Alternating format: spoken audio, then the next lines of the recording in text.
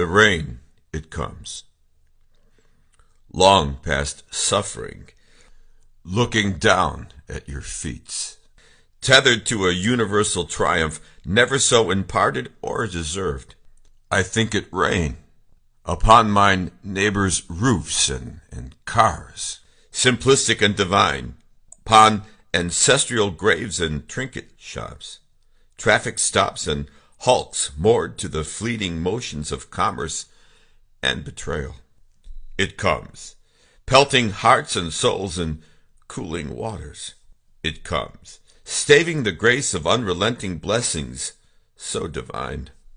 Quaff the cloying sow of angels' tears. Shout and buffer back tyranny and castigation.